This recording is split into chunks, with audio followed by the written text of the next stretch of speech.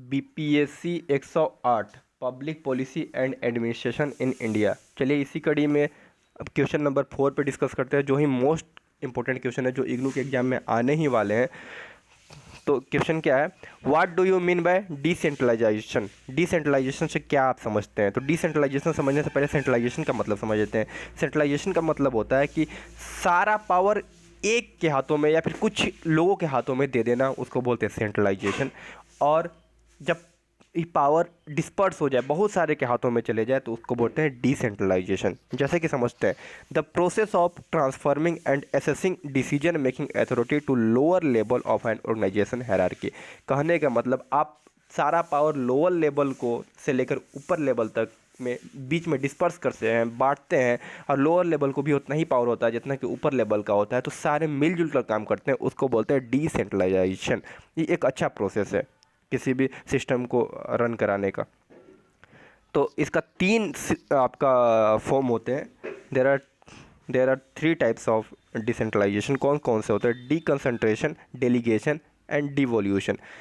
डीकंसंट्रेशन क्या होता है?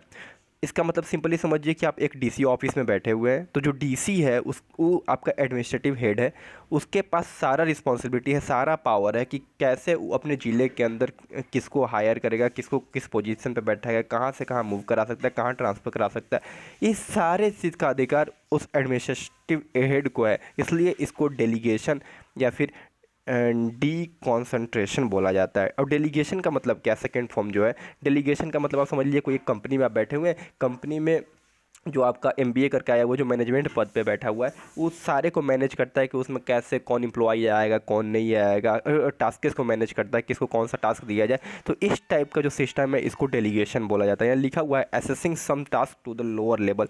लोअर लेवल को आप कोई काम दे रहे हैं करने के लिए या नहीं कर रहा है, या फिर अब जो आप मतलब कि जो अपर लेवल से लोअर लेवल तक ट्रांसफ़र होता है कि हाँ आप असेसिंग करिए इस जॉब इस टास्क को, उसको ही बोलते हैं डेलीगेशन। उसके बाद आता है डिवोल्यूशन। क्या होता है? डिवोल्यूशन कहने का मतलब हो गया कि creating development level of the unit. मतलब कि सिंपली समझिए कि जो हमारा लोकल लेवल पे काम करते हैं, जैसे पंचायत, सरपंच, इस सारे आप ग्रामीण लेवल पे बन जाते हैं, बाकी सेंट्रल लेवल पे वहाँ आते हैं। इन लोग का भी पावर होता है, उन लोग का भी पावर होता है। तो ये एक अच्छा फॉर्म है डिवोल्यूशन, जो कि डिसेंट्रलाइजेशन को बहुत अच्छे तरीके से परिभाषित करता है। तो चलिए तीनों टाइप समझ लिया। बेनिफिट समझ लेते हैं कि जो बेनिफिट समझ लेते हैं डिसेंट्रलाइजेशन का, कि क्या क्या इसका बेनिफिट है। पहला बेनिफिट देख लीजिए, लिखा हुआ है एम्पावरिंग एम्प्लॉयज़। एम्प्लॉयज़ को एम्पावरिंग करता है, बहुत ज़्यादा जॉब अपॉर्चुनिटी ओपन करता है, जिससे कि बहुत सारे एम्प्लॉय आते हैं, उनको रोज़गार मिलता है। सेकेंड लिखा हुआ है ईज ऑफ एक्सपेंसन। कहने का मतलब काम करने की जो गति होती है, जो आसानी होती है, वो थोड़ा सही रहेगा, जल्दी से एक्सपेंड करेगा ये, और अच्छे तरीक़ा से एक्सपेंड करके अच्छे तरीक़ा से रन कर सकता है सिस्टम। उसके बाद है रिलीविंग द बर्डन। बर्डन को कम करता है, भार जो होते हैं, जो वर्कलोड होता है, उसको कम करता है। फिर लिखा हुआ है प्रिपेयरिंग फॉर इमरजेंसीज़ के लिए तैयार रहते हैं। अगर बहुत सारे डिसेंट्रलाइजेशन वर्क रहेंगे तो सारे लोग इमरजेंसी के लिए तैयार ही रहेंगे। अगर सेंट्रलाइज रहेगा तो एक पे निर्भर रहेगा। तो डिसेंट्रलाइजेशन का इसका एक चीज़ तो ये बेनिफिट है कि सारे इमरजेंसीज़ के लिए खुद ब खुद तैयार रहेंगे। मोर इफिशिएंट डिसीजन मेकिंग, और बहुत सारे के हाथ में अगर डिसीजन मेकिंग का पावर रहेगा तो सारे को मिलाकर जो इफेक्टिव डिसीजन मेकिंग आएगा वो बहुत ज़्यादा इफेक्टिव रहेगा। चलिए अब इसके लिमिटेशंस जान देते हैं कि डिसएडवांटेज क्या क्या है इसको। मोर कोस्ट, इसमें तो कोस्ट ऑब्वियस है कि अगर आप सेंट्रलाइजेशन करते हैं तो कुछ लोगों को ही आपको पैसे देने पड़ेंगे। डिसेंट्रलाइजेशन में बहुत सारे एम्प्लॉय काम करेंगे, आपके सारे के पास पावर रहेंगे, और सारे पैसा का तो आपको दिक्कत होगा ही। उसके बाद लिखा हुआ है नो स्पेशलाइजेशन। इसमें स्पेशलाइजेशन का ज़रूरत तो नहीं है। फिर लिखा हुआ है नीड मोर स्पेशलिस्ट। स्पेशलिस्ट का तो ज़रूरी होगा ही, क्योंकि डिसीजन मेकिंग का वर्क है। नो यूनिफॉर्म एक्शन, नो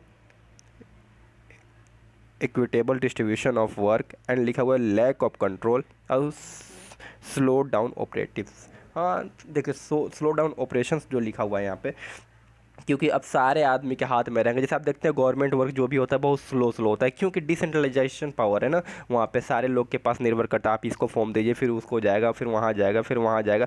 ये अपर लेवल से लोअर लेवल या लोअर लेवल से अपर लेवल तक बहुत मूव करने बहुत ज़्यादा टाइम लग जाता है। तो ये एक तो इसका डिसएडवांटेज है।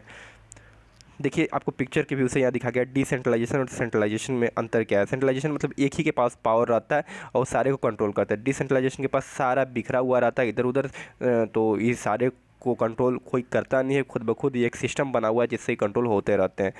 तो और डिटेल में पढ़ना है तो और सारा पॉइंट यहाँ पे डाल दिए हैं जो आप यहाँ पे इंक्लूड करिएगा तो आपका आंसर और इफ़ेक्टिव हो जाएगा। तो आज के लिए बस इतना ही। अच्छा लगे तो लाइक कर दीजिएगा, शेयर कर दीजिएगा एंड सब्सक्राइब कर दीजिएगा।